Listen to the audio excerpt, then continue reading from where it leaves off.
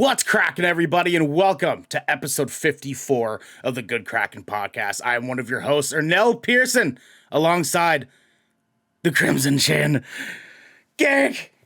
Again! What's up? Garrick! What's happening, baby? Dude, we have not done a show together in a week, and we have never done a show with just you and I. Dude. Nope. First time live right here, right now. Right now, it is me, it is you, the Vermilion Beard himself. It is going to be so fucking good. Dude, what's new? What's been happening? What have you been doing for the past week? Fucking working and not sleeping is what it feels like. Yeah, dude. You were telling me off camera that your new job had you kind of swing in day shift, and night shift, and day shift again, and like, dude, you're tired. Dude, I am tired. Like, the exhaustion is real. I got off work at 6 a.m. Okay. and then drove an hour home, got home and into bed. Like, literally, head hit the pillow, 7 a.m., fucking out. 10:30, dude. 3.5 hours later, I'm wide awake. I'm like, this is horseshit. And this was because you were trying to pick up hours, you said? Is that what it was? Yeah, dude. dude. Yeah, you regret that just decision? Just trying to grind and dude. No, I regret a lot of things. Don't we all, dude? Don't we all? Did you do anything else, like get a chance to do anything like fun, really, that like you weren't really talking about in our hands-on segment at all? Like anything extravagant that you want to like really like bring to light? I don't know. You're Dude, out there just like murdering people, or you just like you don't even have time to, honestly. No time at all, dude. Lots going on. We had some family come in from the Pacific Northwest on their way to Michigan, so we kind of had a busy family weekend, and Michigan. it was chill, busy, God. but chill. Oh God, Michigan! What the fuck are they doing over there? You know what I mean? Like, Dude, like fucking hellscape. My whole wife's side of the family is like from there. I know. Well, I mean, tell her that I'm sorry. Godspeed. Good luck. I am so sorry for that. Not really. I am not sorry for other awesome things like the boys nailing it, stellar Netflix announcements, our very first review code, and much more. Because this is the Good Kraken podcast, your choice for all the nerdy video game and pop media news, reviews, and discussions that you want to hear live every Tuesday at 7 p.m. and Saturday at 12 p.m. If you're watching live, you can submit questions and topics at tinyurl.com/GK submissions to be a part of the show. If you're having a good time so far, you can watch us record this show live and ad-free by following and subscribing right here at twitch.tv/GoodKrakenShow. If you have Amazon Prime, you also have Twitch Prime, and we would love for you to give that to us to help us keep pushing content out for all of you listening and or watching at home. But if you've emptied your pockets for the latest and greatest in entertainment, that is totally fine. You can catch our episodes on your podcast service of choice at 8 a.m. the next day. But you can also support us by going to our YouTube channel by clicking that link right down there in the About section of our Twitch page and clicking that beautiful bell and big red button, or by subscribing to our podcast channel by searching Good Kraken with an exclamation mark and leaving a review there. Garrick!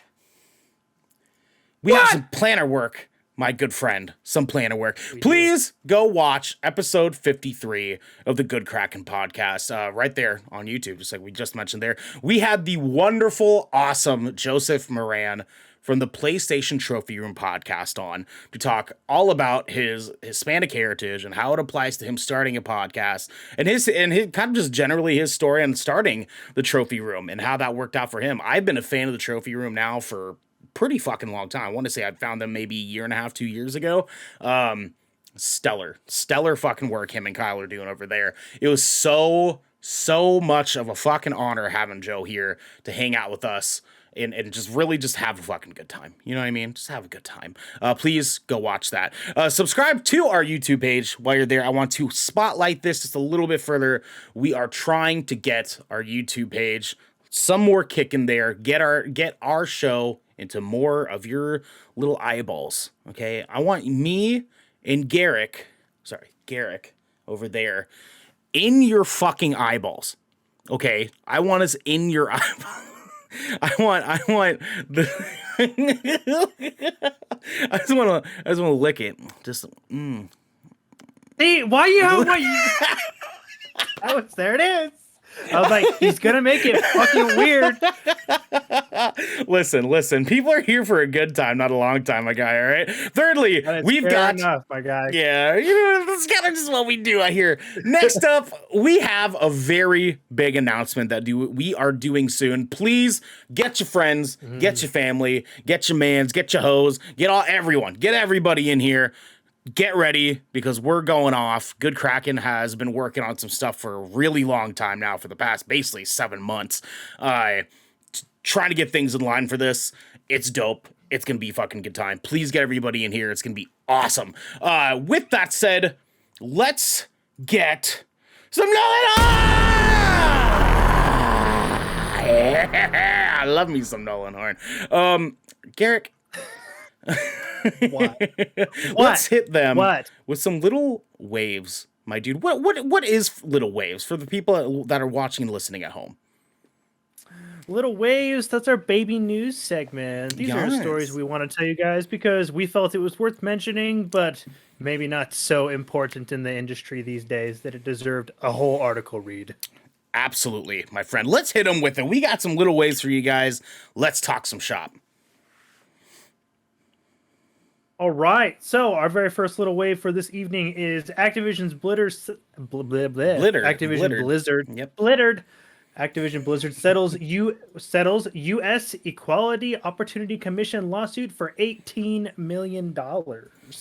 And so that $18 million lawsuit is going to be going towards all of those who were initially affected and had lawsuits and cases opened for sexual abuse, toxic and violent workplace.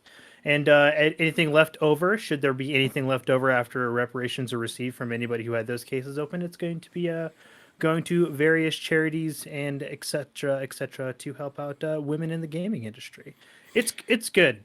It's a step. Forward. It's a step in the right direction. I mean, like, unfortunately, I hope some of this money goes towards the family of the girl who fucking unfortunately commit suicide because of everything that happened. It's a step. We're getting somewhere with it.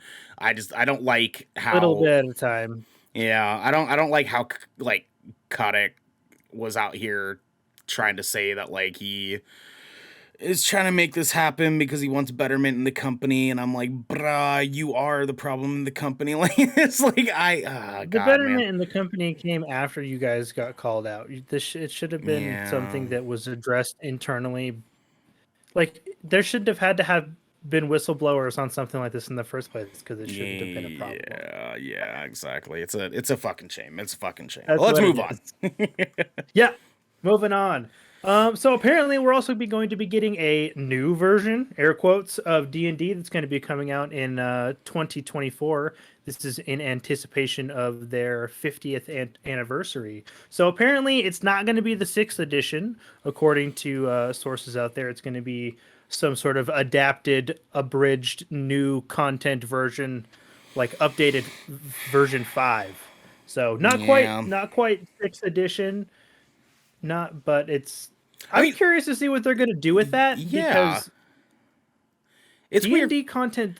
It's pretty spendy, bro, to get like the handbooks and stuff. Yeah, and it's also like for the 50th anniversary, you'd think that they would just commit. They would just be like, all right, no, this is edition 6. Like we're coming in, like we're changing a bunch of shit. Yeah, let's just fucking do the thing. Why? Like, I don't understand why they're not. Honestly, he's got a little fucking weird. D&D is a notoriously complicated game with a complicated history and a complicated fan base, and I'm sure that everybody that's into that gaming sphere, they know what they're getting. Yeah, they're like, we get it. Was D&D your TTRPG of choice? Would you say? Dude, it's something I've never really gotten into TTRPGs like all that much. That wave just kind of missed me because I was never able to find a group of individuals to stick it out.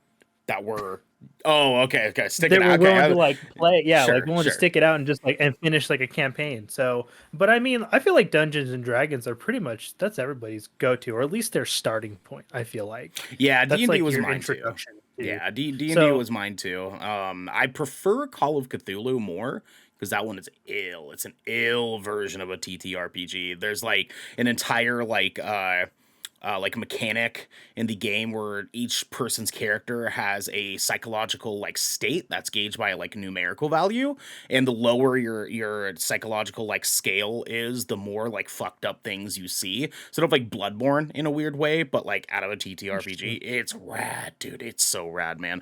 And it's supposed to be, you know, like modern day, quote unquote. So you can kind of go with that as you will, but Yes, yes. Well, yeah, good things if you're a D&D fan. New stuff that's not the same fifth edition that we've had for like I feel like a better part of a decade now. But oh god, I know, right? hey, I know. good for you D&D people. More stuff for y'all. We'll see it. We'll see it. It'll be a fun Yes. time. Another thing that's been hovering around is Horizon Forbidden West's new gear system is going to be providing Aloy with new skills. It actually sounds like this is going to be coming up or presented in game, very similar to the way that Spider-Man's super mechanic, his ultimate ability, works with like his suits, Yeah. his unique suit abilities, his gadgets. Yeah, it's I'm interesting. curious, very curious.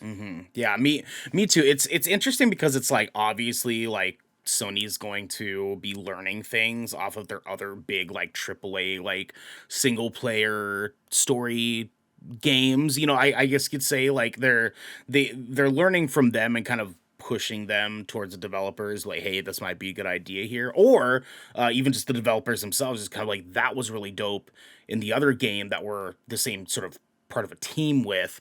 We should try to play around with that sort of stuff. Is this something you're into? I mean, like the first one had outfits where Aloy was like having like, if I remember correct, it's been a while since I played it, right? But if I remember correctly, like her outfits have different perks towards different elements or different enemies, something like that, if I could remember Yeah, correctly. they had like resistances that were kind of like attuned to each piece of armor, and then they all had a different variety of like slot like little like add-on slots you can do. There Ah, was like right, you right, could right. put like little socket stuff into your gear, and that's kind of how they did it. And I liked that setup in that system, but it was pretty basic. I feel like this will add a new fresh layer on top of that, especially if they because this doesn't need to be something that they just replace the old system with. It can be a really good additive. I feel like Oh, it'll open yeah. up like playstyle combinations. It'll change it up. Give Aloy's character a little bit more variety in how you want to approach combat encounters and stuff. I sure hope so. I sure hope so. My big thing with this is I don't care what they do with it like mechanically. I just want all the outfits to look dope, because that's like, as an artist, I'm just like, I want all the character art. I want all of the cool fucking outfits and the drip. I want characters to have drip in these fucking video games. I'm trying to feel all the sauce. Yeah, Like dude. it's gonna be Yeah. fucking good, dude. I'm stoked. I'm stoked. And they had some good looking they had some good looking costume design in the first game that I was really into. The only thing that I wish they would have done, and I'm almost positive I'm not alone in this, Sure. is that very last suit you can get at the end where like you can see the whole suit in like that little chamber where you've got to unlock all the Oh, seals. yeah, you have to get like But the like it collectible things changes for it it. to look more period for like the way that like she wore the clothes rather than just getting the suit of armor. I want Yeah. the suit of armor. I guess like canonically we could say that like she got it and then was like, nah, this ain't it. And so she decked it out and like, But that's not what I wanted. I I wanted know, the dog. I wanted the cool armor. You want her like Brotherhood of Steel suit? Like Yeah, bro. Like that would have straight been up. cool. Like It would have been fucking cool. that's what I wanted. But alas, who knows? We maybe they heard that feedback from the first game and we'll get something. Uh, Ooh, she just has a we'll fucking get a like little something something. mobile Even if it's suit. just cosmetic. Yeah, who knows? Get her in a The Gundam. Let's potential's put her in a there. Gundam. I mean, Aloy in hell, maybe we don't have to do like that, hell but safe. Let's do it. Let's put Aloy in a Gundam like suit right now. I want Aloy inside Hell Scythe, just straight up. or like heavy Tulgers. I want her in Tulgers. Let's go. Aloy does not need to be in a Gundam zoo. No. I mean, No. Aloy's been in a lot She of doesn't. things lately. She's been like fucking random ass games for no reason. I don't know. I digress. Yeah, you better digress because you want to know who isn't digressing? Bethesda, because apparently they came out of here and they're just like, "Yo, so the voice actor for for the main character of Deathloop, I'm assuming, Yes, um, Colt. Yes, didn't have a PlayStation 5 because nobody has a PlayStation 5 except for the people that have PlayStation 5s, and yeah. the dude didn't even get to play his own game. So Bethesda hooked it up. They probably, dude, I bet you they literally just phoned that into Sony. They're like, "Look, we know you got a stockpile somewhere Listen, that you're just handing out to content creators. Just send one our way. We're gonna give it to our guy so he can play the thing. I don't know. He literally helped make." Like, do you think they called And like here we are. Shuhei Yoshida and they were like, "Dog, listen, like he made a game for you. Like, you better give him a fucking PS5 right now." Like, Dude, something tells me that it wasn't even a phone call. It was just like a very like professional, like impersonal forwarded email to like the CEO. I was hoping you were gonna say Just passive like, aggressive. I thought you were gonna say passive aggressive. It's like, Why would it be? hey, been a like, while "Look, since you man, last talked. LOL. Hope you've been good. We noticed you've been doing some really cool stuff lately, and we were wondering if we could get in on that. We know you've been doing some cool things lately. We want to know if you want to do one more cool thing that Do you isn't. guys want to just pass me one of those? Maybe we're not asking a lot. Like, we know it's been a minute, and our relationships changed a little bit over the years, and we've been out of touch because Oh wow. you guys are part of Microsoft now. Yeah. We. But can we get one of your consoles just real quick? Just one. Just a little one. Yeah. It's for our guy. Yeah. Hey, we were. It's crazy. I was watching the Game Awards the other night, and I was thinking about how you and I used to watch the Game Awards, or we used to be in the Game Awards together, and it's crazy how life changes like that. Oh my god, dude! It's like You don't have checking to up on an reply, ex though. that you don't really care about. Yeah. You're like, I don't really give a shit how you're doing, but I'm gonna be polite and then ask for a favor real quick. You don't have to reply to this or anything, but like just thought I'd let you know I'm thinking Just about putting it you. out there. LOL. Like. Yeah. Oh my god. Anyways. Yeah. No, that's and so that's exactly, you heard it first here at Good Kraken. That's how that is exactly how it happened, and that's how Bethesda contacted Sony and got the voice actor for Deathloop of PlayStation 5. Yes, that's exactly it. Did. Yeah. We can confirm. We 100% can facts. confirm. It checks out. Yeah, we're doctor guys. Trust us. But hey, in other good news, this actually just dropped a couple of days ago. The Last of Us HBO series got some first revealed image of Pedro Pascal's Joel and Bella Ramsey's Ellie. Dude, okay, I'm assuming you've seen the pictures for this, right? Dude, it looks. Look, listen, we've all been, I'm sure, having a bit of hesitancy with this, right? Like, there's a really good chance it's going to be stellar. There's a bit of a chance that this could be absolute ass, right? There's a bit of a chance. Let's be real here. This photo came up. HBO can go either way. Exactly. It's right. It's like a weird, like, sort of like 60-40, like hit or miss, like opportunity here. And they showed the screenshot, and I immediately was kind of like, this is going to rock, dude. This is going to be rad. I'm so stoked for this. Like, seeing it just like did it for me. I was scrolling through Twitter when I stumbled upon it, and I actually like doubled back on it because I just thought it was a screenshot. Yeah.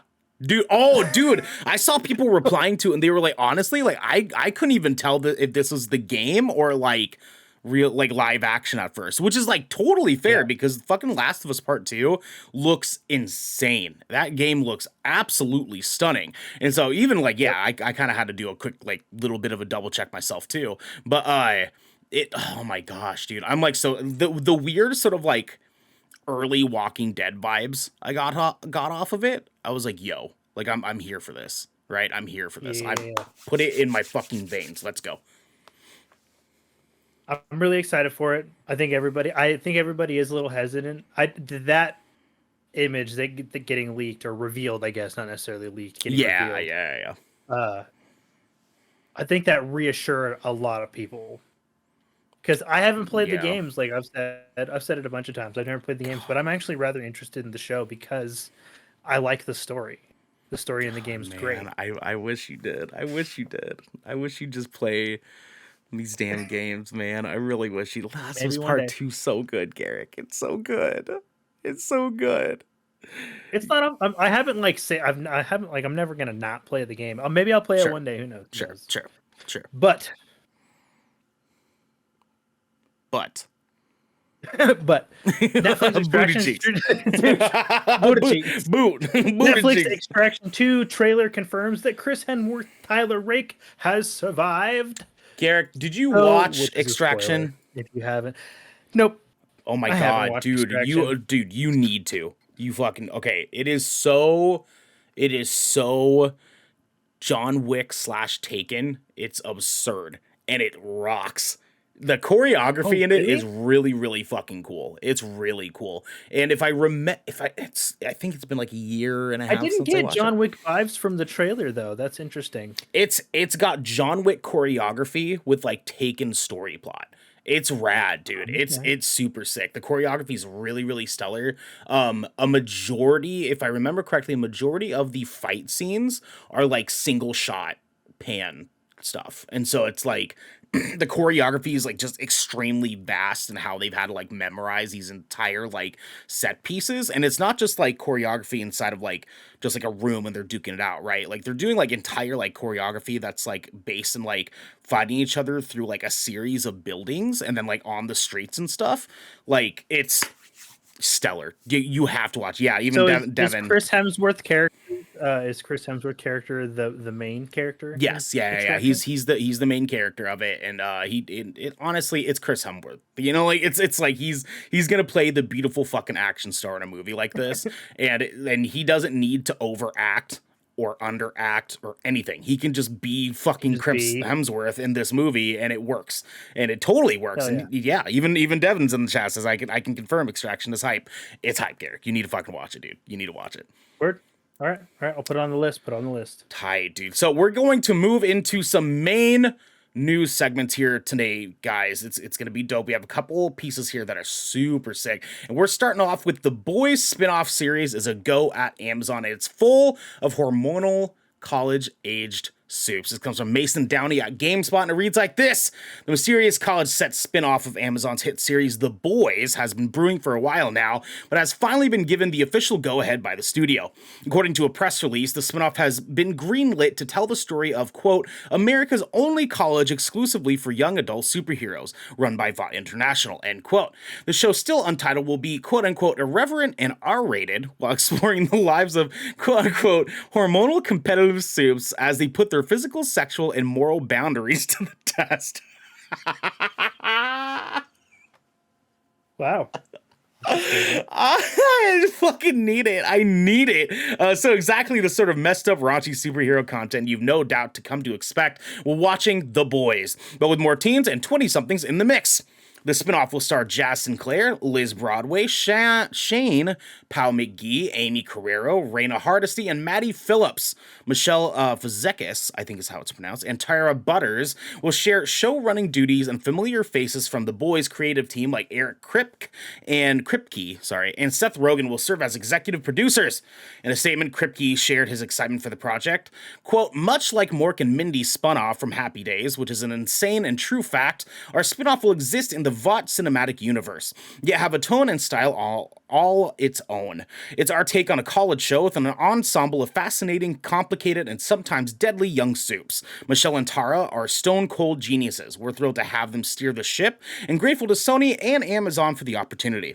We love this show and can't wait for you to see it. Also, Baywatch Nights spun off from Baywatch, and it had vampires. Vampires! End quote.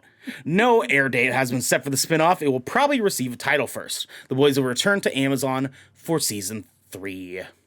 Garrick, my dude, what is your hype level on this? Is this doing it for you? My dude, is this hitting the gauge for you? Is this pumping the gas? I'm a little hesitant. Okay. And here's why. Okay, hit me. And maybe you can confirm, which will put my hesitancy to rest. Do you know, is this based off of the original source material, or is this original content being written for the show? This one's hard because I never actually read the original comics for The Boys, so I couldn't really exactly tell you myself, and I didn't quite dive into this too much. I don't think it's like completely based in any form of like real source too. I don't think The Boys like had like a spin-off series as far as like their comics Right. and stuff. So like I don't think so, but they've been nailing it with The Boys, and I trust that they would be able to come up with something really, really cool, even just out of their own inspiration for like what they've done so far. I got good True. feelings about it. I will definitely be checking it out regardless because I love The Boys. I'll just probably go into this one a little like not full gung ho just because I want to make sure they're going to deliver because The Boys have been really, really good. But, just the fact that the show doesn't have a title kind of leads me to believe that they're still in the process of like creating a lot of what's going to go into this show story wise. Sure, sure. Obviously, we've got plenty of time before it comes out. This is basically just a green light announcement, but I'm curious to see where they go with it. Yeah, I feel like the boys universe is kind of setting itself up well to be like a big thing for Amazon Prime. Yeah, So yeah. Yeah, it'll be cool, dude. I love The Boys just like as a piece of content, generally speaking. So it's like I'm down, dude. They could give us a show that's like The Boys, but it's like I don't know, fucking like random citizens that work in the city that just like randomly meet each other. I don't fucking they're know. Like just they could give us yeah. like The Boys sitcom and I'd be down. Give us that like early Yeah. 90s like never gonna give you up. I gotta let you like do like the slow mo intros and shit. I'm so Their down, dude. little I'm here for it. their name pops up. Yep, Homelander just right there, and he's just beating. Anyways, It just says Homelander as himself. yeah, he's sucking on a bottle. Anyways, yeah, I'm excited for it. I'm excited for it. I could say that. Anyways, Garrett, go ahead and take our second story, my dude. Well, All second right. coverage, Like I guess you second could say. thing, Yeah. this is not really a story on this one. So these are is this just pronounced TUDUM? I think it's TUDUM announcements? TUDUM. I think it's TUDUM. TUDUM announcements. TUDUM. It would have two D's if it was TUDUM. So I think TUDUM. So my question for this here is Yes. is this just stuff coming to Netflix or is this other streaming services? This is only stuff coming to Netflix. TUDUM is Netflix's new, brand new. This is the first time doing it. It is the event that Okay. they do that is a live stream where they do a bunch of announcements. I think it was like somewhere like 47 like movie or no, like 47 like TV show announcements and then like 23 like movie announcements that they did. Wild, dude. There is a lot, but I just kind of picked out the big ones that could be talked about. Dude, that's kind of crazy that like streaming platforms are definitely getting up there in such a way that like they can get their own little like announcement showcases Can you and stuff. believe That's that, kind of dude? interesting. Like we have Yeah, dude, Netflix what a conferences now. time to be alive. God, man, to do what we do, I'm here for it, bro. I'm here for it. Like, Yeah, just give us all the content conferences. to watch. Yes, dude. Anyways, hit us with the list, my guy. All right, so these are some noteworthy releases that are going to be coming to Netflix.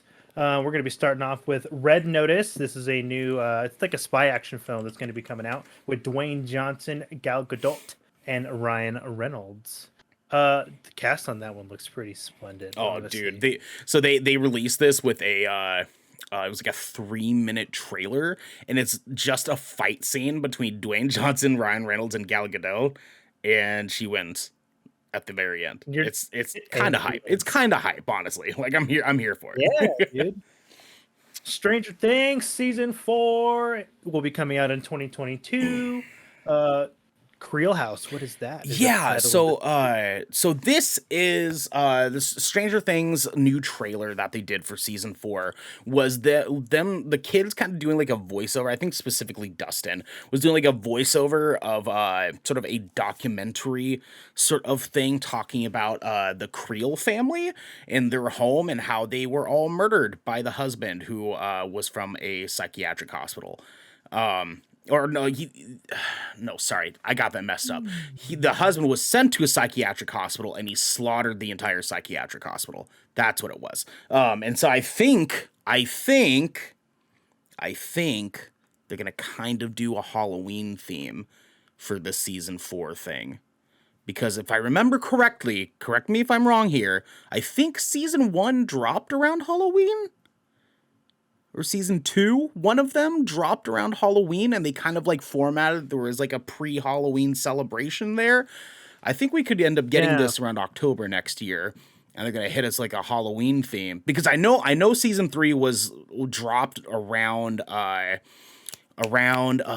of July, and they did like an entire 4th of July celebration the first episode. Season 3 literally dropped on 4th of July. Yes, exactly, and they made it work within the show, where like on 4th of July it was 4th of July in the show. I think they're going to probably do the same the release thing date, there was some relevancy to what the season reflected. I'm curious to see how, because season 4 is going to be the final season, isn't it? I can't attest to that. I'm not exactly sure. I do know that it's going to be focusing a lot more on Harper.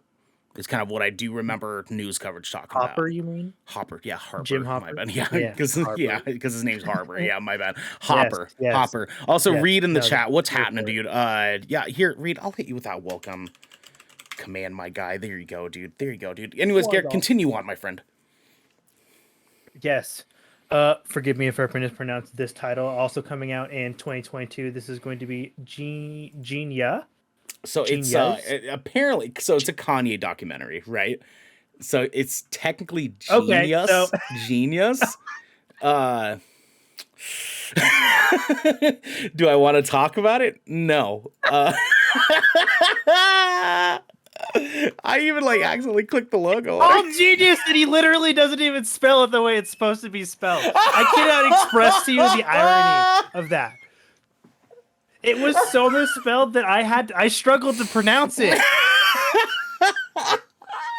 Genius, my ass. Apparently, there's a Kanye documentary coming out in 2022. See it if you want. Also, Sex Education is getting a season 4. Have you watched that show yet? Any of that show? Yeah, I haven't. There you go. I have not either. So much. Netflix has just the backlog groweth, dude. That's literally like. I feel like I'm having a harder time keeping up with shows these days than I do video games. Oh, dude, seriously, there's so many. There's so many, dude. And it sucks because I being in a long distance relationship, I want to watch them with my partner. But we don't have all the time in the world to watch them in the way that I need to watch them. And so there's a couple of things that I've been wanting to watch, I don't know, Squid Game. I've been wanting to watch for fucking days now, and I can't yet. I want to watch Midnight Mass. But I gotta hold up for my partner really fast. There's just so much stuff, dude. So much stuff. Oh, dude, Box I know. Network coming in with a raid. Hi, guys. Thank you guys again for coming in and hanging out. We're talking right now. Netflix announcements from the other day. We're kind of moving into the show here. Yeah, dude. I've heard sex education's really good. Both. I mean, it's got literally it's got 4 seasons. Yeah, right. Exactly. It has to be good to some extent, right? You know what I mean? Mm-hmm. I hope it's just the name of the show and not what they're talking about. It's entire. Yeah. Maybe hopefully it's not that on the nose. Is it on History Channel? Is it?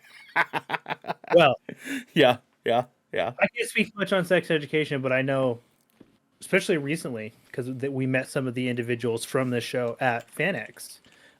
Cobra Kai season 4. Let's drop in December 31st. Let's go! I fucking need it right now. I'm not gonna talk too deep into it because I want us to burn through this list, but fucking yes, we need it. Terry Silver, Garrick. Oh my fucking god! If you're a fan of Karate Kid, you need to watch this fucking show. I'm begging you, dude. I am. It's on my list. It's on my list. Good. I have a lot of time at work to watch shows now, so I'm going to start burning through things here pretty quick. Oh, God, dude. Yes. Continue on. All right. So some other announcements. I'm going to kind of breeze through a couple of these because I'm not super familiar with them, but if you're excited for them, good for you. So we also have Sandman coming to Netflix. No release date on that one. We've got Arcane coming November 6th. Hellbound coming November 19th. And we've got Vikings Valhalla, no release date there. Tiger King season 2. I'm so upset that they're doing this. I'm so upset that they're doing this. Tiger King season 2. Army of Thieves coming out October 29th. And we've got The Witcher 2, which is going to be getting the prequel show called Blood Origins. Season 2 is going to be coming out. And season 3 announcements, spin-offs, lots of Witcher things coming out in the near future because it the universe deserves the attention. So one thing I do want to point out of this list, just really fast before we move on, have you watched Vikings?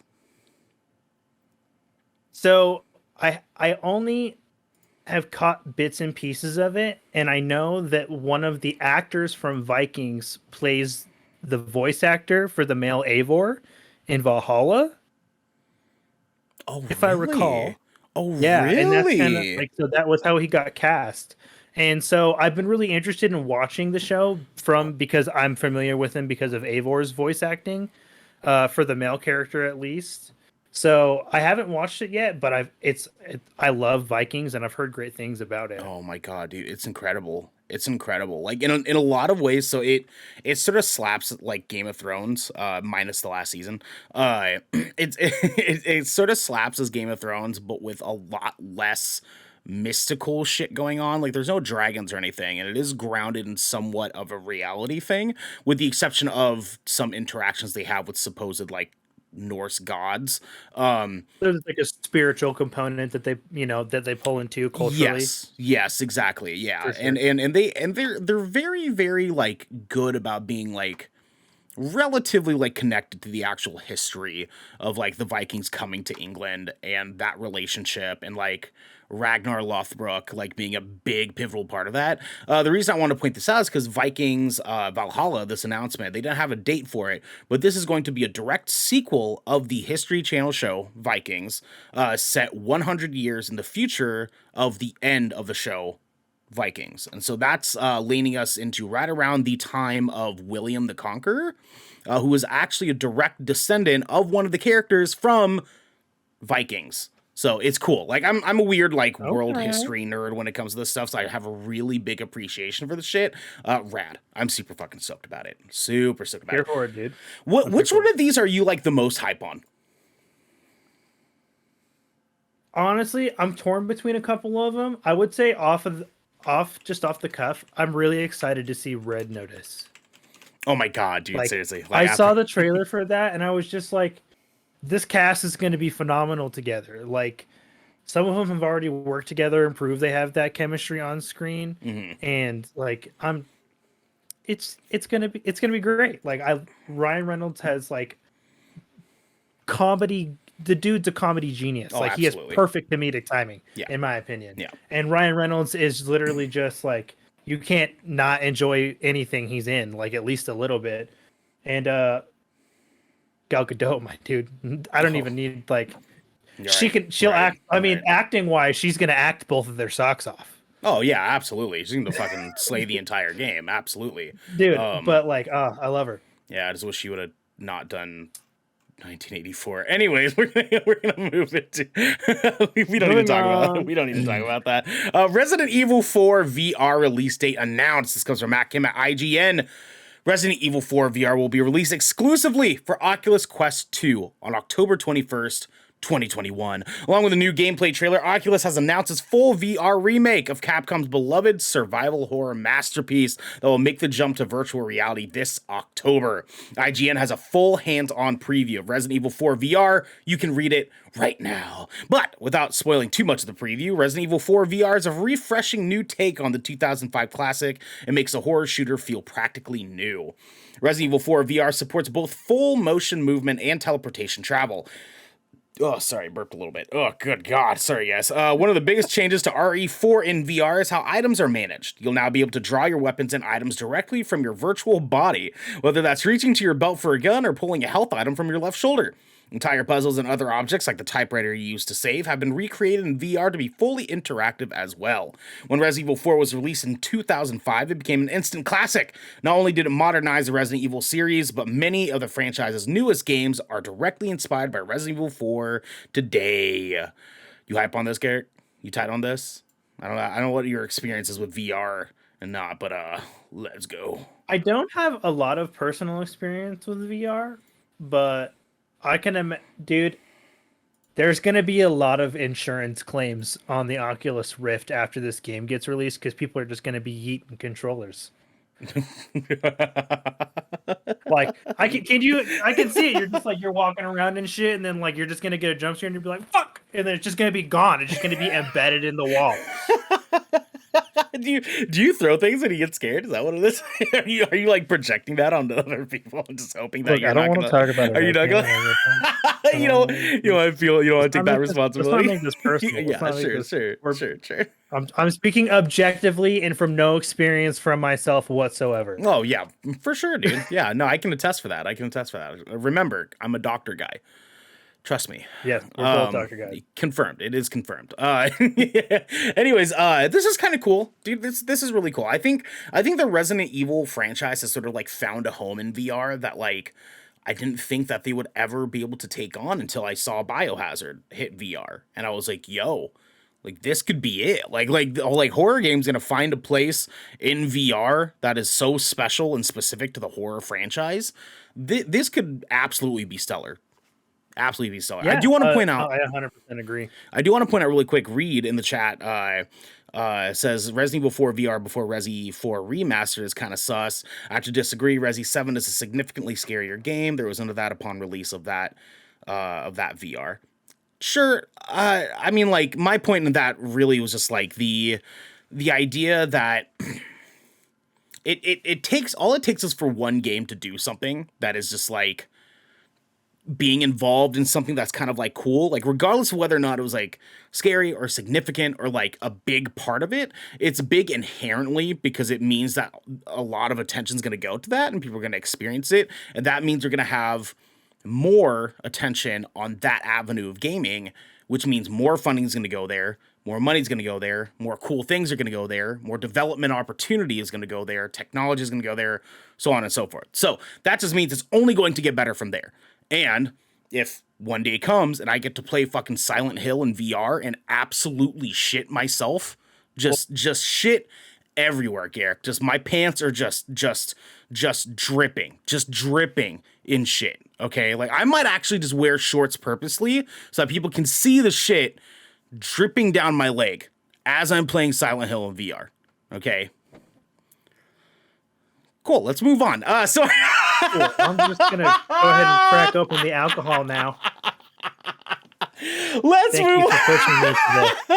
This is your fault. I'm so sorry. The box guys are in here like, what the fuck is wrong with this guy? Sorry, y'all. Let's move on to our second segment. This is our hands-on segment. As we talk a little bit about some games that we've been watching and movies or shows that we've been... Oh, sorry. I said games that we've been watching. Games we've been playing and shows and or movies that we've been watching recently. We kind of do like 1.5. Garrick, my dude, what have you been experiencing this past week? I will start with shows this week, and this will probably just be the one I focus on primarily. But, dude, Star Wars Visions. Oh my God. I haven't finished it yet, so don't go into too many details, but 2 episodes in. Let's go. Dude, it has been a treat to watch. I'm halfway. I'm like a little over halfway because there's 9 episodes. Sure. And I'm on 6. And you can, like, if you're an anime fan, especially someone that has grown up with anime, both watching some of the older stuff and the newer stuff, it's amazing to see like that the homage they pay to like those specific studios and those like anime styles incorporated into like alternate versions of the Star Wars universe and the timeline. Right. Dude, it's just so visually stunning, and it's the Star Wars that I needed, and I don't even give a crap if any of it's canon. It's canon to me. Well, I mean, the interesting thing is that they haven't explicitly said that it's not canon. It's just like sort of being interpreted as not canon because obviously like it'd be kind of weird to just have this random Japanese town somewhere. Like I don't know. Like obviously, you know, there's something. Well, who knows? I mean, honestly, like Disney's constantly at this point retconning and canonizing just the most random bullshit ever. I don't know. But you're right. This show's fucking dope. It's dope. It's Star Wars content that everybody, even if you are not an anime fan and you are an avid Star Wars fan, I urge you to check this out. Like, don't be dissuaded by the animation style. A lot of people are going to be, especially some of those old Star Wars heads, they're going to be like, New York's not for me. My father literally said that to me as I was watching the first episode. I'm pretty sure if I can get him to sit through one episode with me, he'll be hooked, regardless of the animation style. Well, and the Because beauty of it, there's something for everybody. the beauty of it too is that like each episode's only like 15 minutes long, so it's like it's not like you're like investing a whole bunch of fucking time like the Mandalorian or whatever. So it's like, granted, the Mandalorian was fucking mwah, but I mean, like, still, like, even if you don't like the animated stuff, like, Yeah, and it's an anthology, so you can watch just the ones you like, skip the ones you don't, and nobody will say anything worse for it. They're all great for different reasons. Like, they've all got like a very unique and a very distinct anime style. You can tell, like, if you're an anime fan, like I said, if you're familiar with the studios, like you're like, yep, they're going for this art style, and they're like paying homage to this anime, and this anime, and like it's just nice to see that, in a beautiful, nice, neat little Star Wars skin. oh yeah, absolutely, dude. And like I'm really stoked to see the rest of it, but that first episode, man, me and Devin watched it together over Discord. The duel. Oh my god, yeah, dude. Oh, Yes. my lord. Me and Devin were getting so fucking hype over that episode while we were watching together. I was like, oh, I need it. I need it so damn bad. Oh, dude, like, it was so good. But then the second episode's kind of weird, and I'm like, The second episode pays homage to a very particular genre of anime. I honestly got like really hardcore like Fully Cooley vibes from it. And Fully Cooley's not for everybody. No. It's a great homage, but if you're not into like sing-songy happy-go-lucky animes, like that episode might not be for you. But there's plenty of other episodes that are super rad. All right. Oh, Reed's head now. All right, Reed. We'll see you again soon, dude. Well, we'll talk to you soon. Thanks for coming in, B. Did you have anything else that you've been watching, playing, experiencing? No, not watching. As I just mentioned, like the new job's kind of given me a lot of free time. I've been reading a lot of books lately, man. Oh, getting that read on. What have you been reading? What do you got? Yeah, what do you got dude. for us? What do you got for us? So Here we go. Let's say Twilight. Say Twilight. okay. Wait. So hold up. Okay. Hold on. Garrick. Did I just expose you on accident? You did, bro. Okay. I fucking love this show. Okay, all right. Okay, so it's not. All right. Defend yourself. It's not Twilight. Okay. It's not Twilight. But it is an You said it, but it is New Moon. It is an urban fantasy series that's really romance heavy. Okay, sure. I'm here for it. I'm not judging for that. Basically, there's two series right now. They're actually really, really good. The author, her name's Patricia Briggs. Okay. And so the first series, it's called the Mercy Thompson series. Been super into it, and the main character, her name is Mercedes Thompson, and she is a half Native American shapeshifter, and she can shapeshift into a coyote, and she's like married and mated to like the alpha of a werewolf pack, and they get into all sorts of shenanigans in like the Tri-City areas of Washington. But it's dark. Like there's fairies, but they're like traditional Brothers Grimm sort of fae. Like the fae can't lie, can't touch cold iron, are super devious, and like it's really dark and interesting and well written. I love them, dude. And honestly, like rad. werewolves are my favorite scripted, so I'm super here for it. If you don't mind like steamy kind of romancy writing every now and then, like Sure. the action scene and the drama in the series is great. And then the other one I'm reading is also it's a spin-off from the same author, Patricia Briggs, and it's called the Alpha and Omega series. Pretty much the same thing, except for this one focuses on two werewolves instead. I'm honestly way down. That sounds mega hype. I think actually my partner might be Good books, dude. really into that too. hit me with the information on that. them. Throw that to me over text or something because I want to check that out. That sounds extra. Yeah, they're great books. In the meantime, what I did check out that I am unfortunately very regretful to announce here is that I rewatched Venom 1. How does it hold up? It don't. I only saw it in theaters and I haven't seen it again. Garrick, can you do me a favor? Can you answer me one important question here? How did they get away with selling us this heap of fucking trash? I am so upset that I even I invested time into watching this again, and it was worse the second time than it was the first time because I could remember all the fuckery that was happening in this movie. Garrick, why did they do this to us? I'm begging. You want to know this about the Venom film? Oh god. It's like you can literally watch it. And I hate to say this. Okay. You can be like, this has got fucking Sony's fingerprint all over it, dude. Absolutely, dude. It's not a Marvel movie. It's a Sony movie. Like, it shows. We just washed our hands of that responsibility. Yeah. No, dude. Yeah. It's just like I remember watching it and I got maybe 15 minutes in and I was like, why did I do this to myself? Like I can't look. I'm only watching because Venom 2 comes out this week, right? And me and Devin are gonna go see it. We'll talk schedule later. But literally wearing a Venom hoodie right now. Right. I'm just infinitely disappointed that they gave us a Venom that was so focused on being like a comedic beat the entire movie when they have some semblances in this movie of some really dark, messed up stuff that happens that directly involves Venom that I wish they would have committed that way, and they don't. They just don't. Like, there's some really dope like visual stuff that happens in this movie, and they just don't like commit to that. They wanted so badly to have a Venom that was funny that they sacrificed Tom Hardy to do it. And I'm so upset. It's so frustrating. God, man, that's I know. Actually one of the way that Venom, the first Venom film, resolves has me concerned for the runtime of the second one.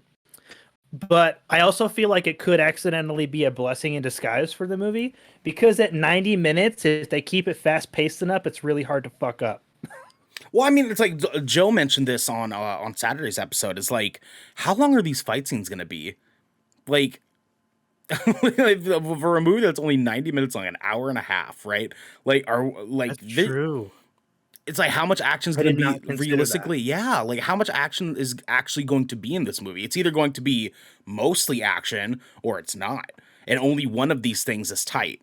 So it's like, yeah. And if they go with the mostly action, 90 minutes is an appropriate runtime. Sure. If they do some sort of goofy gobbledygook like they did with the first one, and then just like put like a 5.5 minute climactic end scene with Carnage at the end, like I'm going to literally just pee in the seats and leave. Like I'll be so that's how I'll express my outrage. I'm gonna pee in the seat and leave. I'm gonna be there right with you wearing my shit shorts, and I'm just gonna let the shit drip down my leg as the movie comes to an end. We're just gonna stand up, and I'm gonna be like, "All right, I got one. If you got two," and we're gonna be like, "I've got one." If you get pissed in the movie theater and leave, if you screw this up. I've got one if you got two. There's a lot at stake here. This is why Venom 2 needs to be good. Otherwise, there are going to be people shitting and pissing in movie theaters all over the country. Why is it sort of like insinuated that we're like the bad boys of I understand why we haven't had an episode with just the two of us yet, because Devin keeps us in check. We are the bad boys. We are Will Smith and Martin Lawrence of pissing and shitting. Oh, I like that. Piss. Maybe I do. Piss boys for life. Ride together, die Oh my together. Piss god. boys for life. Just, oh my god. I hate it so much. Anyways, that's kind of the only thing that I've really like watched too much. I had a really busy weekend. I officiated my friend's wedding on Saturday. I had music stuff yesterday, and then my nephew's birthday party. So like the entire weekend, I was basically like fucking booked the entire time. So unfortunately, I didn't get a chance to really dive in too much outside of like maybe I got a chance to watch like a couple episodes of the new season of Law and Order SVU. Mega hype, especially because the ending of the last The season. cast changed it, right? The cast changed this season, right? Kind of. Or the cast has kind of been in the process of changing. The cast is well, okay. So Law and Order SVU is a pretty like static show for the most part. So they kind of like each episode kind of flows into the next. So they're not constantly changing cast, but every couple of years they get rid of one of the detectives and then replace them with a new detective. That's right. And that's right. I think they're getting ready to do that because they have one detective who's kind of like spiraling a little bit, and then there's this new guy who's kind of like killing it. So either he's sus or he's like tight, and they're gonna replace the other. Yeah, we'll see. They do it like once every other every other season basically. Get rid of somebody that they don't need anymore. So we'll fucking see about it. I mean, who doesn't love a good police procedural, man? Like that's just God, Zen TV. I know. It's like listen, guys, listen. It's ACAB all day, right? But but Law and Order SVU is one of the best fucking pieces of television ever. Period. This show's so fucking rad. I watched that so much. Like that was like one of my go-to. I'm home from school sick today shows. Same, dude. Same. I was a huge fucking loved Elliot Stabler in this fucking show. Loved Elliot Stabler in this damn show, and been basically in love with Olivia Benson since I was a kid. And having Elliot Stabler back in the show as sort of like a cameo character, like every other episode, is so sick. They started doing that this last season, and I'm here for it. Absolutely here for it. Yes. Awesome. I didn't know he was coming back. Yeah, dude, he has his own show now as Elliot Stabler. It's like what? Yeah, dude, he has his own show. It's like Law and Order. I know he did Happy. Yeah, he did Happy, and that was dope. Yeah, no, he has his own show as Elliot Stabler. He came back to Law and Order SVU and reunited with Olivia. It was dope. I cried a little bit. It was tight, right? Some stuff happens, and he has to go chasing after a very specific person who does said stuff, and that show is about his chasing that person. Oh, I like that. Yeah. Dude. And now they do just like random crossovers all the time. Oh, dude. Oh, God. Yes. It's so good. That's so damn good. But you know what else is good, Garrick? We at Good Kraken, everyone listening and watching at home. I'm looking at you, Charles. I'm looking at you, Lucy. I'm looking at all of y'all watching this tonight. Also, guys, thank you for watching. We appreciate it. We love you. We at Good Kraken have been offered the greatest offering one could possibly give. A bunch of just weird fucking dudes that talk to webcams about shitting and pissing in movie theaters, okay? We have been given the honor of reviewing a game that just came out today. I have played In Sound Mind, a game that came out this morning.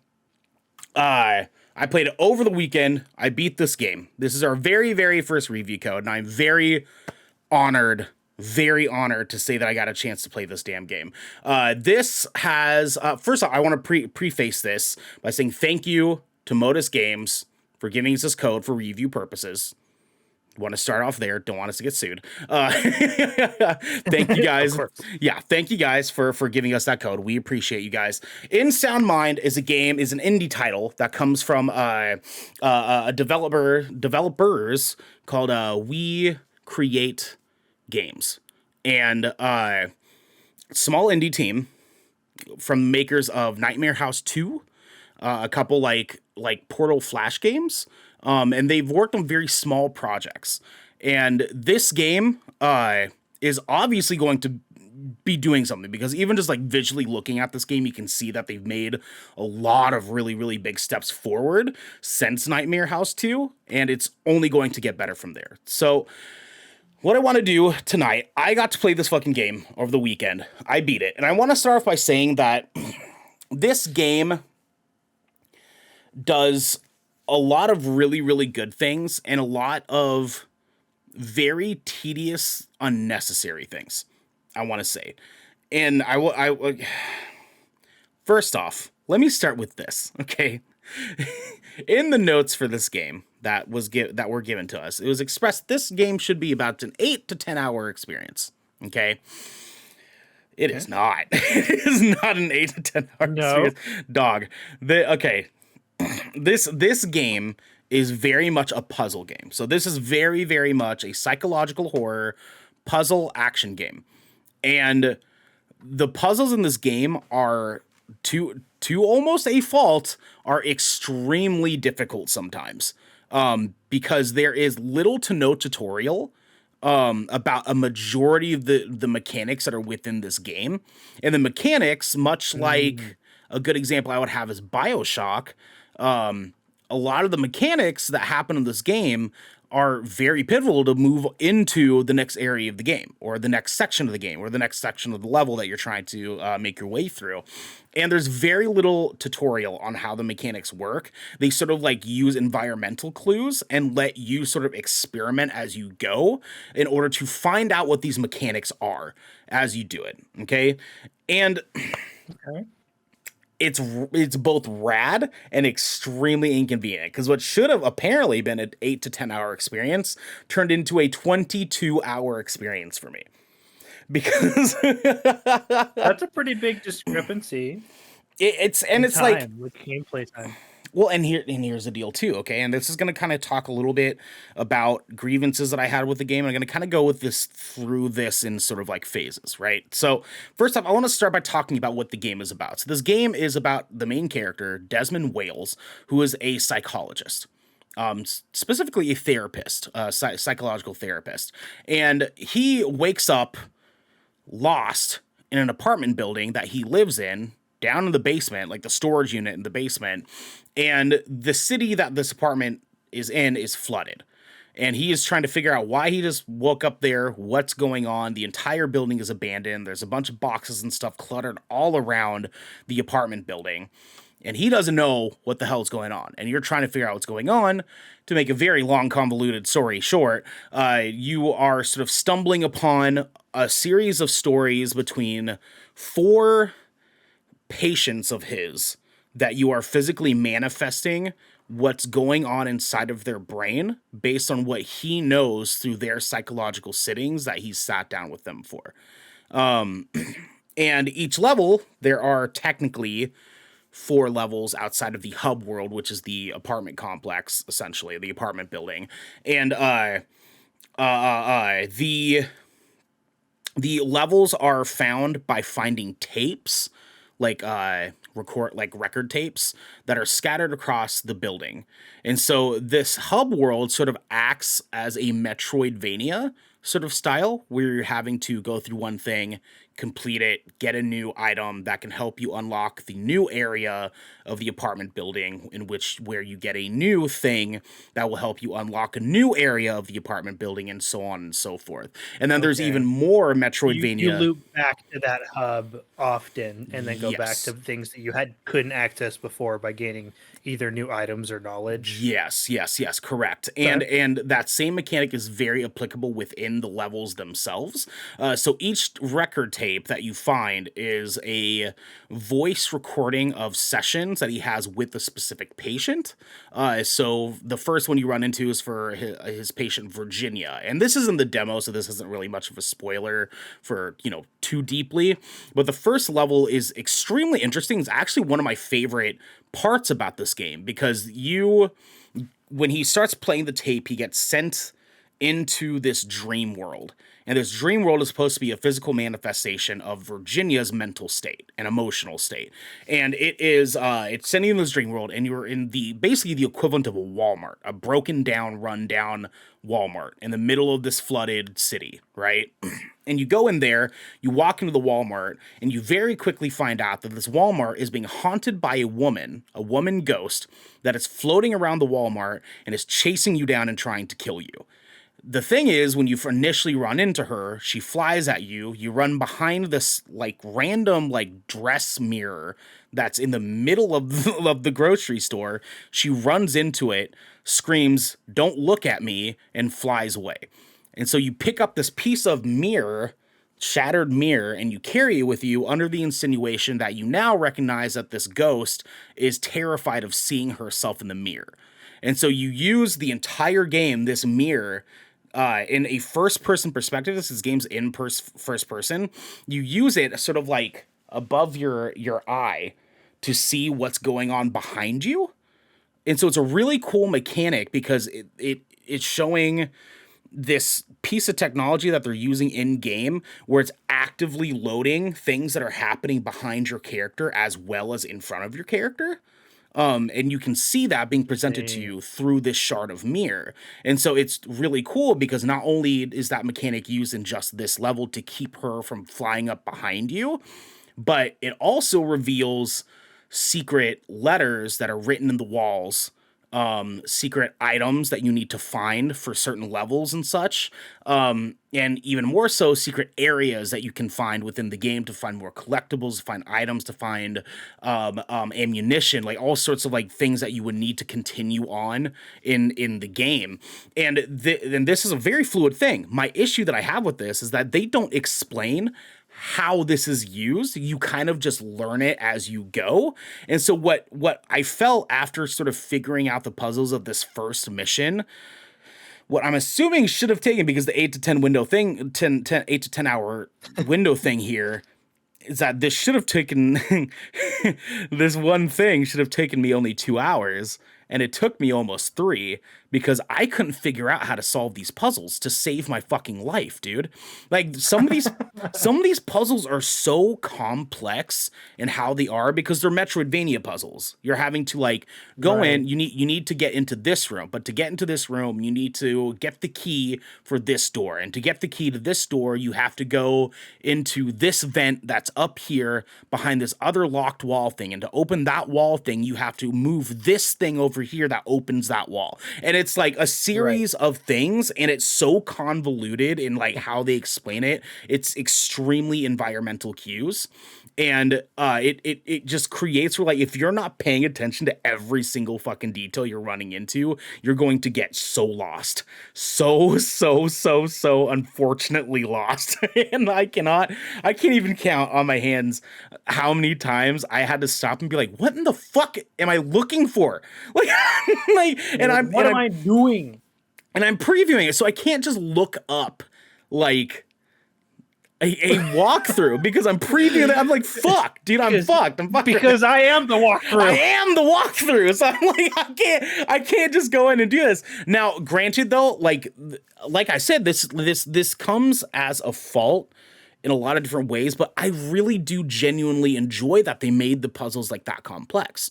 Because if you're a puzzle game guy, if you're a puzzle game person that enjoys puzzle games to this extent, you're gonna have a really good time with this. If you like the mindfulness of like this game, no pun intended, of this game's like puzzle work, because it's super creative. They do some really creative things. Oh God, here we go. Xander's in the chat. He said it sounds ... puzzling. I hate it here. I hate it here. I love you, Xander. I haven't talked to you in so long. I love you, dog. Thank you for going with your dad puns. I appreciate you. It's the game's very much focused on the puzzle stuff, and the puzzles are super complex. My ordeal is that the puzzles are almost so complex that it makes you sort of exhausted in the levels, where I felt like I was, because each one's sort of like a map, right? Like each tape that you go to, it sends you to a new place. It sends you to this dream world. And this dream world is sort of like an open sandbox, but you're staying generally within this world, this area of this world. Like within this sandbox, and being in there trying to solve this very just sort of like long, complex, drawn out puzzle for so long in this area feels so exhausting. I had to play this game in like 3-hour sessions over the course of the past like 5 days because I would be so tired by the time I got to like hour 3 or 4 that I'd be like, I can't, dude. Like, I want to crunch this game and just play the shit out of this game because I'm intrigued by it. I'm interested in the story, but it was just so exhausting, and I got so tired of being in the same fucking place. You're like, I For don't want to do this puzzle anymore. I want to move on and do the next puzzle, but I fucking can't because I gotta finish this one first. Yeah, and the thing is that they get more complex and long and convoluted as the game goes on. And so it's like, because there's Right. technically 4 levels, each one is individually harder than the last and more complex than the Right. last. And you're using items and weapons that you found in the last level to help you progress into the next level. And each level has a boss. Here's the part that's most exhausting, okay? And this, you guys are gonna love this. This game is a psychological horror game. It's not quite as scary as it looks in the trailers and stuff. It's not quite as scary as, say, I don't know, Resident Evil 5, right? Like there's well, not 5. No, 5 wasn't even fucking scary. I'm sorry. I meant Village. Village. 7. Village is fucking horrifying. Yeah. The this this game on each level has an unkillable boss that is constantly pursuing you. And each one of those bosses is supposed to be like a ghost creature version of the patient that you are currently like sort of living within their world. And so they have this creature manifestation of who they are, what their personality is. And so, for example, this is not spoiling too much because this first level is actually the demo. Virginia, her story is that as a kid, her mother had forced her to go to beauty pageants. And her mother was physically abusive towards her and forced her to go to these beauty pageants as a sense of like, oh, I want to look like a good parent. And one day she got sick of it and got angry and upset and broke the mirror in her bathroom, and the mirror came tumbling on top of her and scarred the entirety of her face. And her mother disowned her because of it. And her mother continued to physically abuse her more because she couldn't attend these beauty pageants anymore. And eventually she spiraled into an emotional depression, found Desmond, the main character, her therapist, expressed these things to her or him, and eventually commit suicide in this grocery store because she was paranoid and thought people were staring at her from every angle, and she like fell into a mirror. And explicit. And so that's the story of this ghost that's chasing you inside of the store. And so there are interesting stories for each one of these characters that are within this game. And I was intrigued by it. I can't say that I was intrigued enough to have had, if I was not feeling like obligated to beat this game so I could actually talk about it. I can't say that I would have been intrigued enough that I would have completed it otherwise. You know what I mean? Okay. Like the interest didn't outweigh the frustration. For me personally, yes. And I can see for some people like being like completionist mindset, how some people are like, I'm so dived into this puzzle. And in a weird way, I kind of was. I kind of was like, I'm already here. I'm already this far into the puzzle. I can't stop now. Like, I have to complete this puzzle. Right. And so I'm like going through it. The issue is that to complete the puzzle, there's so many complex things that you have to do in order to complete this fucking puzzle, and none of it is explained to you. None of it is explained to you. They give you just a base use of like, this is how you use this item. Good luck. And they kind of just throw you into the fucking fray. Okay. And at the end of the level, you have a big boss standoff that you have to do to fight the creature that you're going after, or that's chasing after you the entire time. And, you know, you beat the boss, you go back to the apartment hub, and you find the next tape, you continue on in the story until there. What I can say is that the ending has a really, really cool payoff. Because these characters that you are evaluating, that you are sort of like talking about like their psychiatric sections and stuff like that, have a loose connection for the greater story of the plot of something deeper that's going on between Desmond and his patients, that sort of explains the weird, creepy shit that's going on.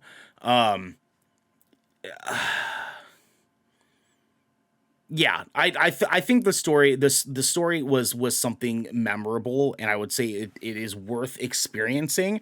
Just be warned that this is very much a Metroidvania puzzle game, and it will Okay. get Alrighty. frustrating sometimes. It will get frustrating sometimes.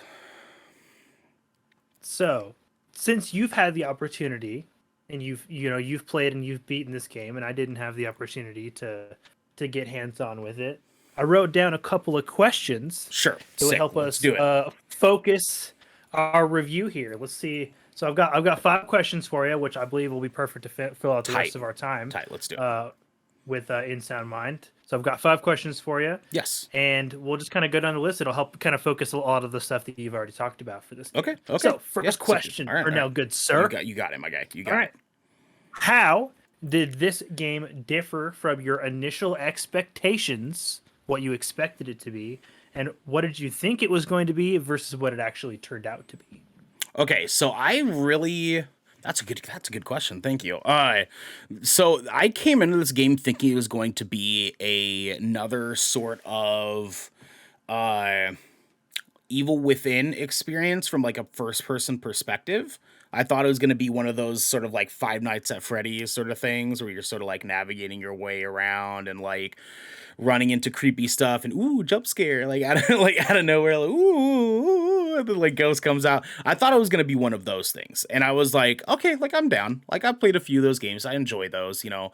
And then going into it and finding out like what is the story's kind of like aiming for. Once you complete the first mission for Virginia and her character, uh, it sort of opens up what the story's actually like about, like what it's heading towards.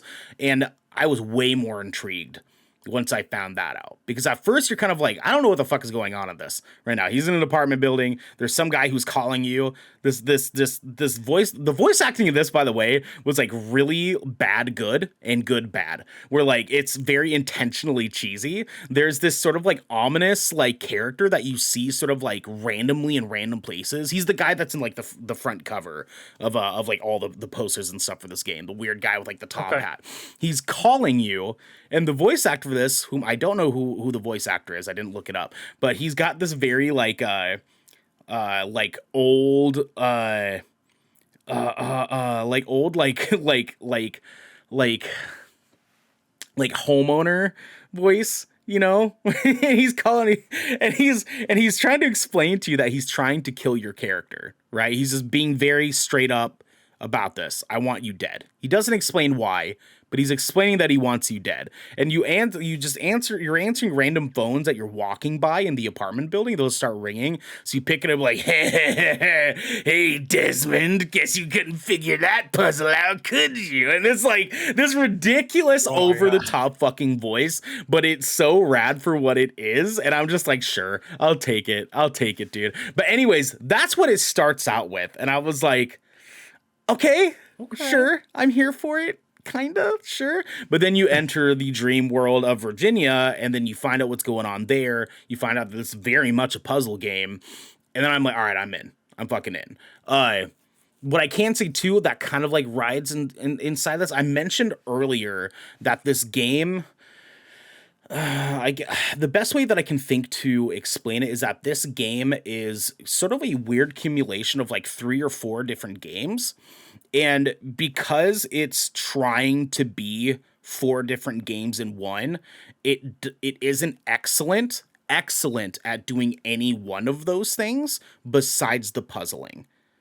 And it does the puzzling so well that I feel like it was almost like to its detriment because of how long the puzzles are and like how long you're in this specific area trying to figure out this puzzle. And I don't know if it's because I'm a dum-dum or something, but like oh my god, my dude, I had one of the areas I was in for 4.5 hours, Garrick. 4.5 hours I spent in this fucking area trying to figure it out. It's like, and again, and then come to find out, it was so simple. It was so simple to solve this part of the puzzle. It was so fucking simple. I just did not click the right fucking thing. Was it one of those solutions where like once you figured out what it is, you were just like, Jesus fucking Christ, I No. cannot believe I missed this. 100%. 100%. I will say, for anybody that's watching that has also got like a review for this or whatever, I've seen a few of you out there that played this game. You guys will know what I'm talking about when I say the computer chips in the third level are some of the most frustrating bullshit on the planet, because I could not figure out this shit, man. I could not fucking figure it out to save my life. I don't want to read it for any of you at home, but that's all I will say. Yeah, I think this game does a lot of things very okay, but because of such, it spreads it too thin. So like, honestly, in my opinion, this game could have completely done without any of the gun work, any of the gunplay, because there's guns in this game. You can shoot these like ghost enemies that randomly pop up in each mission, like each like little area that you're walking around in. It could have done completely without the combat entirely, and it still would have been a good game. Arguably would have been a better game, because I feel like then they would have just committed to it being a psychological horror puzzle game. And I feel like because the action sort of feels BioShocky, and the eeriness of the setting feels BioShocky, and if they would have just taken the action out and just focused on the creepiness of the BioShock universe and giving that to us in here, but with puzzles, it would have made it so much better for me. I felt the action just was so unnecessary for a majority of the game, where it just like the gunplay was just so clunky. It was super clunky. You didn't feel like, say, a Destiny, say, a fucking, Warzone or Battlefield or what have you. Like, it didn't feel smooth, and because it felt clunky, it felt like I didn't want to do it. I didn't want to go into combat. Okay. I was like dreading the idea of going into combat. So I guess to answer your question, that actually answered another one of my questions. Oh, beautiful. Okay. If there was anything in the game you thought could have been changed or done differently, and why. But since you kind of answered that on your own, that actually leads me to my next question, which you touched on a little bit, just inadvertently. Sure. What was your favorite aspect of the game? And I'm going to give you a couple to choose from just to dial it in. Okay. Between the narrative, the art direction, the score, and the gameplay mechanics, what was your favorite facet of the game? The score I know it's kind of a thinker. No, for sure. So there's a score and there's a soundtrack, and the soundtrack is made by one Xander. He came in to reply just because I said the phrase Destiny. I hate it.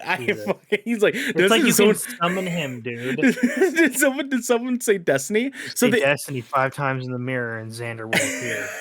So the entire soundtrack of the game is done by an artist named The Living Tombstone. And I'm not sure if it's man, woman, non-binary, what have you. But The Living Tombstone does the entire soundtrack for it. And that's not saying too much, because I don't know if they do also the score and the soundtrack, but they're after you complete each tape, they call the missions tapes, right? Because you're playing a tape, and that's the world you're entering. After you complete each one, you have an opportunity to go back to the place that you found the tape in order to find a vinyl record that you can play a song that is on your record player in your office that is related to the patient and their story. And they're interesting. And they're okay at best.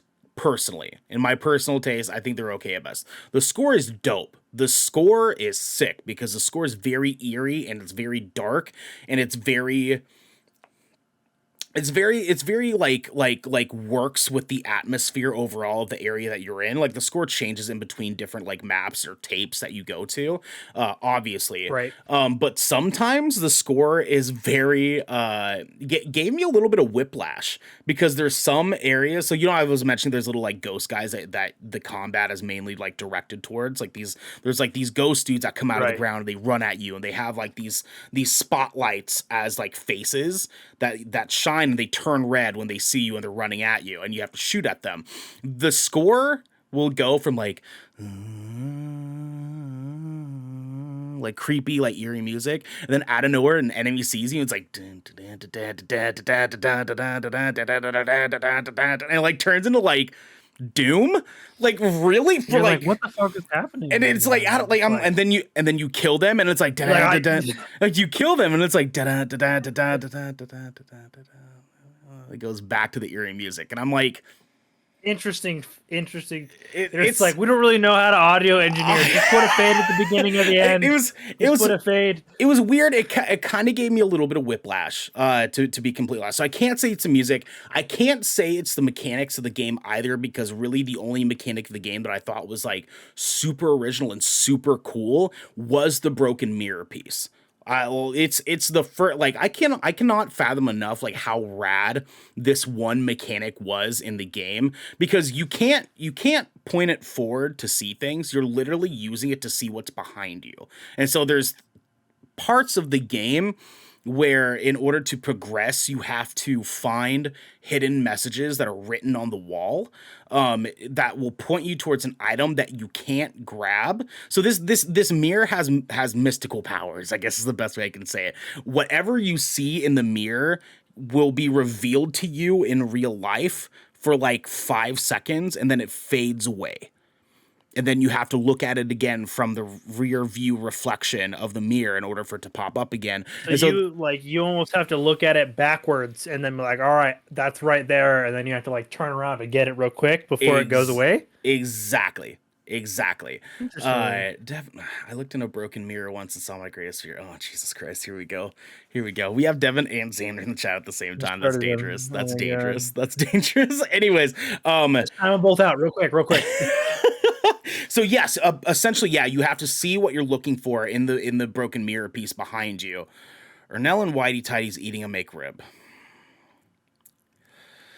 I hate this place. I mean, I'd sign up for an OnlyFans for that. Right? I'm saying I don't wear whitey ties. I do boxer briefs specifically. Even more specifically, exclusively Adidas only. I only have Adidas boxer briefs. I got thick thighs, so I got to keep all my shit packaged up real close, otherwise I'll chafe. And no, Xander in the chat. Onlyfans.com/Ernell I fucking hate it here. Anyways, it's only active a couple times a year because it's a promotional item. I don't want to derail too much. So, so yeah, you have to like reveal what you're looking for in the rear view mirror piece, and then turn around really fast to see it as it sort of fades away. So there's parts of the game where there's an item you need that is in like ghost mode, and you can't see it or grab it until you've revealed it in the mirror. You turn around and you grab it really fast, and it can enter your inventory. Otherwise, if you don't do it fast enough, it's not clickable. Which goes into my next point. The accessibility in this game is not good.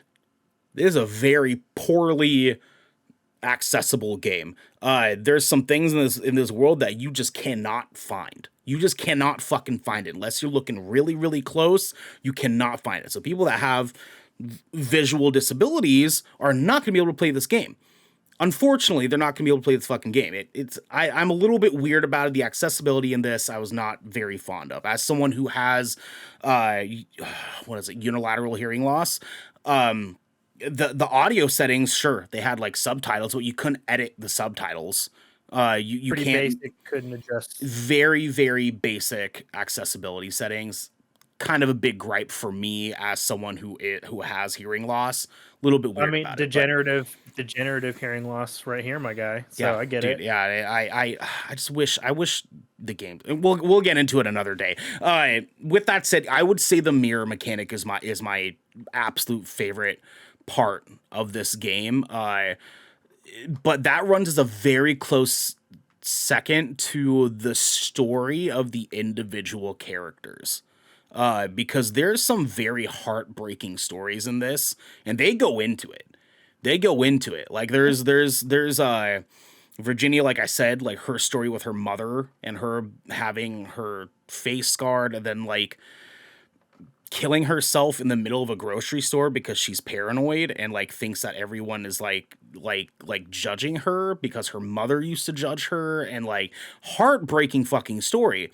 The second character got like he stumbled upon something he wasn't supposed to fucking stumble upon, and he was going to Desmond, your character, because he also had paranoid issues that were exacerbated by his dreadful dying fear of the dark. And that turned into a lot of problems for him. There's another character who was very much narcissistic, violent man, and lost his family and continued to pursue some other means of trying to get his family back because he loved his daughter so much. And so that was very relatable for me. The each character individually has a super interesting and like very attachable story to it that I felt that I only ever really have in like horror movies.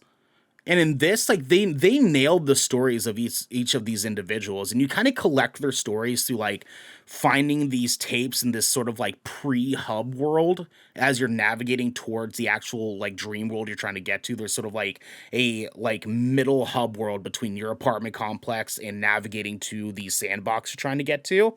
And as you're navigating through, there's no enemies or anything, but you find random like tape recorder players. You click play and it'll play a segment of Desmond and that patient's last session together.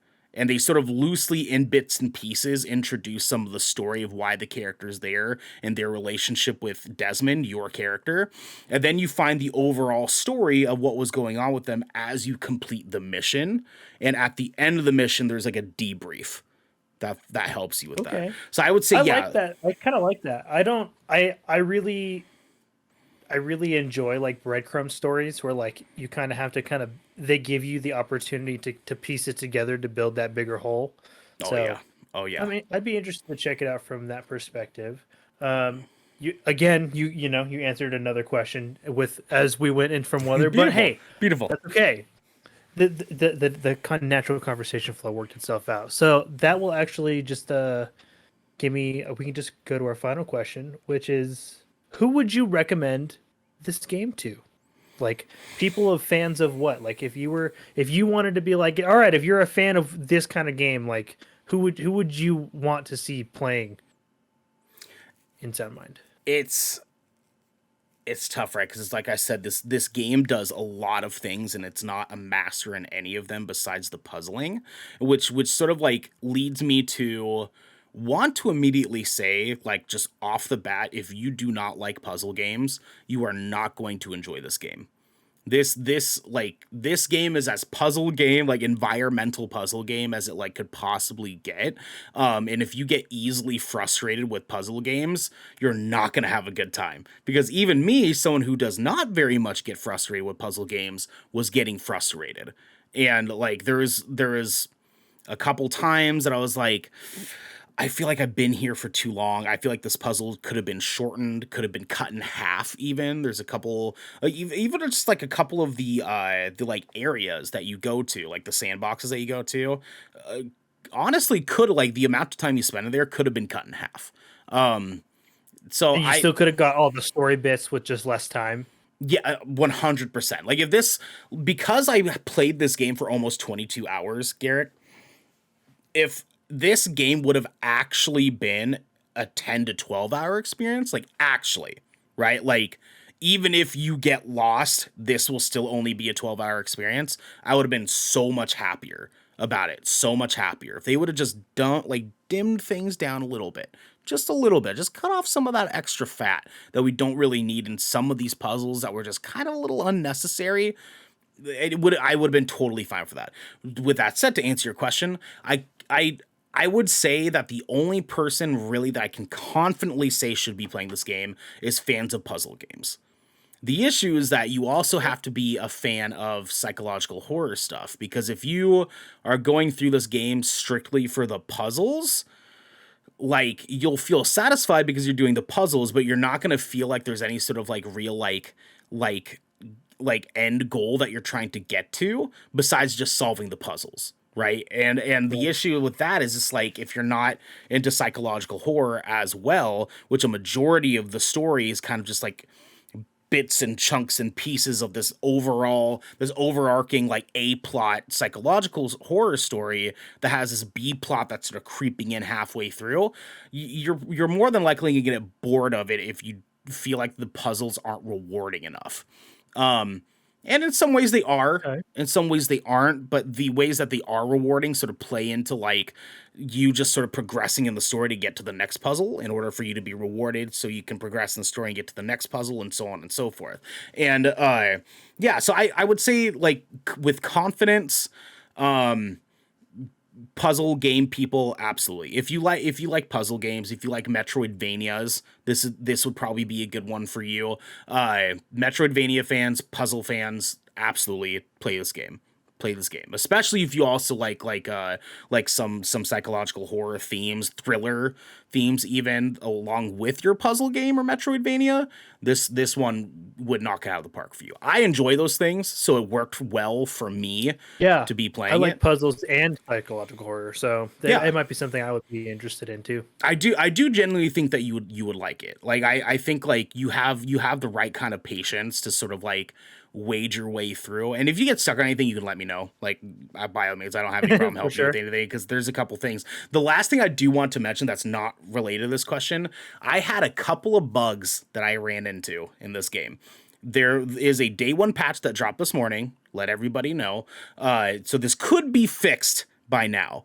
One bug that is I can briefly mention really fast is that my game crashed during mission 3, like the third world. My game crashed when I was introduced to the boss of the area. So, I said like each world has like a boss that like an unkillable boss that's like persistently hunting you down.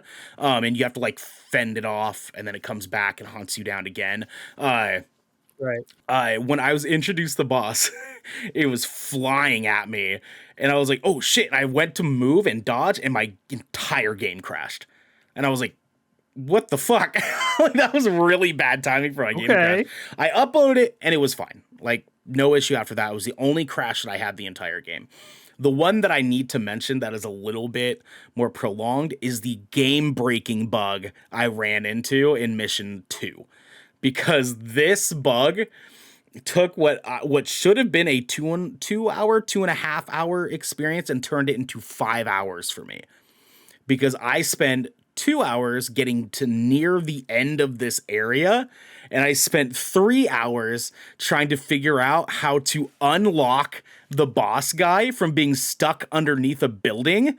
Because this guy, he's this like creature that is floating through the ground, like in like a pit of like, I don't know, like molasses, basically, like a pit of like tar, and he sucks things into his tar that he floats underneath to. And so you have to use him to sort of like purposefully destroy things that are in your way in order for you to progress the next area.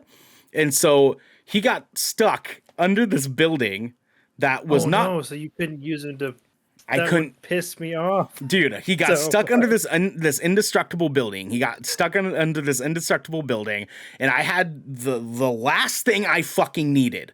The last thing I needed was this fucking like battery voltage pack thing. You pull it, the garage door closes, and the idea is that you're supposed to have him chase you, and he destroys this box that is blocking the exit to this shed, this garage that you're in. But because he's stuck, I couldn't exit the garage through this other hole. So I had to put the battery thing back, open the garage door, go back, and I spent almost 3 hours trying to unlock him from under this building. Would have walked away, dude. I tried everything. I tried shooting him. So he's this is the character that I mentioned is afraid of the dark. You have to use your flashlight that's in the game to ward him away. So anytime he comes up to you, you turn on your flashlight. He's like, "Oh, don't shine it on me," and he like floats away or whatever, right? I'm trying to shine the flashlight on him. That doesn't fucking work. He's like, "Ah!" He just like stays there. He just screams for like fucking 3 minutes, right? Shining the flashlight, that doesn't work. You get a flare gun in the game that illuminates light. I shoot the flare gun. He like try to kind of come towards me, and then I flash the spotlight on. Like, I was trying everything. A process of elimination. I fucking tried damn near everything. Nothing worked. I just eventually restarted the fucking game. And I had to redo. I was gonna say that's what I would have done at that only because what you said it was on the second stage. Yeah. Yeah. Dude, that sucks because that's like in a game that's, they said was only supposed to be an 8 to 12 hour experience, that would reasonably be halfway, right? You would think. Yeah, give or take. So that sucks to get halfway Yeah. through a game and get stuck like that. Yeah. I mean, granted, you did mention there was that day one patch, so it could have been resolved. It could have been fixed. Yeah, it could have been fixed. But in case it has not, given that the whole game is problem solving, because it's a puzzling game. Yeah. The fact that the puzzle wasn't working the way it was intended to is an issue. It is an issue. It is an issue. Hopefully it is fixed. Just let you guys know if it is not, there is an active save system in this game, and you can just reload the last checkpoint and it'll take you to the last checkpoint that you had, which realistically isn't too far back, probably another 10 minutes of gameplay prior to where you were, which is, a bit, but nothing compared to the 3 hours I spent trying to unlock the fucking guy. Yeah. So with that said, guys, that was In Sound Mind. I would say rating wise, I would give this game a solid 7 out of 10. It is not without its issues. But as far as being a puzzle game, it is a remarkable puzzle game. It is a almost genius puzzle game. They have some really complex puzzles here that I was astonished that they created the way that they did. There's some really clever puzzles, and there's some very cool puzzles. There's some really, really fucking rad puzzles in this game. But for every rad puzzle, there's 2 kind of really boring ones. That kind of is the main thing that I would take away from it, outside of just the action feeling a little bit unnecessary. But the story is stellar. The puzzles are stellar. 7 out of 10. If you like puzzle games, Metroidvanias, absolutely play this game. Absolutely. Anything else you need to know, Garrick? Word. No, man. Honestly, I feel like I'm probably going to end up checking this out, especially since I just recently played through Superliminal, and I kind of get that they're kind of in the same vein. So I'll peep this based off of that recommendation and everything I saw. Hell yeah, dude. Guys, our schedule this week, tomorrow I'm going to be on playing Life is Strange True Colors, possibly for the last time. We're going to try to move on in October, and we're right there at the end of this month. I'm going to be playing it one last time to kind of get all the feelies out. If you guys want more of it, please tweet at me. Let me know. On Friday, we're going to be playing Destiny 2.